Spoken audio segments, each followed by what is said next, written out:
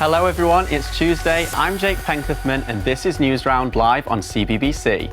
Coming up in the next few minutes, you tell us about your cool science experiments and find out how one zoo is using poo for power.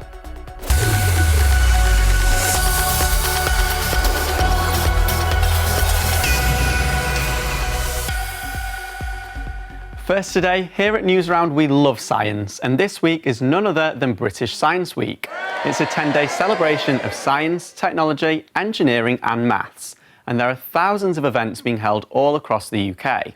Well, over on the Newsround website, we've been asking you if you're doing anything special in school for it, and loads of you have got back in touch, so let's take a look at some of those comments.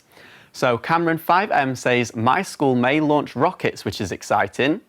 Cute Fluffy Dog says, we might be making a volcano experiment in school. And Emma has told us her school is doing different science activities every single day and that today they're making slime. And Cool Stuffy said we are having a competition to see which class can grow the tallest sunflower by the summer. Well, that all sounds really cool. Thanks for sending those in. We love to hear from you. Right, while sticking with science, we sent Ricky to a zoo in Hampshire, which is using poo from its animals to heat buildings. Sounds smelly to me.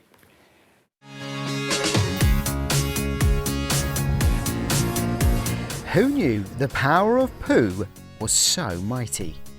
Here at Marwell Zoo in South East England, they're putting animal poo to good use. Duncan, it's great to meet you. Thank you for talking to Newsround. Just tell us, how do you convert animal poo into energy?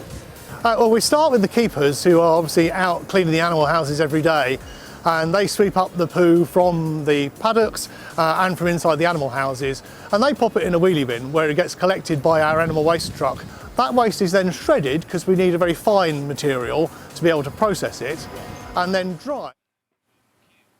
Thank you for that report, Ricky. Well, as you might be able to tell, we've got a special guest in the studio today who's going to tell us a little bit more about this topic. This is Jerry, and he's an animal expert from the Zoological Society of London. So, Jerry, what can you tell us about all this?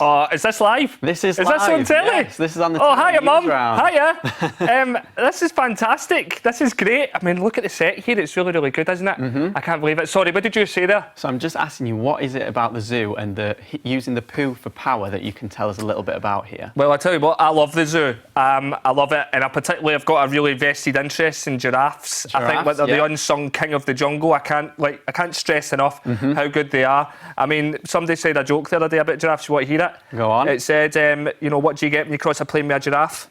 I don't know. What do you get? A clean in the neck. And I think that is really disrespectful. But yeah, when it comes to, that's it for me. And so what is with the poo that's being used to heat houses, what can you tell us a little bit about that? Poo? Poo can heat houses? Yeah, from the zoo. That is unbelievable. Yeah, that is unbelievable. I think that's great. I know nothing about that. Do you not? No. So what do you know about the zoos that you can tell us here today? What's your favourite thing at the zoo? Apart from the giraffes. Oh, I can't really say. I don't really think that I like anything but giraffes. Really, I'm just giraffes in the brain. I've got giraffe teddies. I've got giraffe hats, like you can see. Hiya, Mum. I'll get back to you in a bit. Your boy's on the telly. We've done it. We've made it. Do you know what I mean? But I think what the giraffes, like the dinosaur of its time. Do you know what I mean? Like the diplodocus or the long neck. Do you know what I mean? I think people just don't really give it the credit it deserves. So it was been really brilliant. But I wanted to tell you more about giraffes. Yeah, we can speak about giraffes another time. Really? I'm sure. Yeah. So thank you so much for joining us. Are we still live? We're still live, and right. So we're moving on now to the situation in Ukraine, where here on Newsround we've been looking at what's being done to help people affected by the war. Many countries near to Ukraine have welcomed the refugees, which are people that are fleeing war, and now the UK are offering more help to those affected too. Anyone wanting to open up their homes to refugees could be part of the government's Homes for Ukraine scheme, with more details on the scheme announced yesterday. For more on what is happening, remember we've got loads and loads of information on the Newsround website, including what kids in the UK are doing to help. Right, well that's all we've got time for. Thanks again to Jerry for joining us. We'll be back tomorrow morning at 7:45 a.m. In the meantime, head to the Newsround website for all of the latest news. See you later.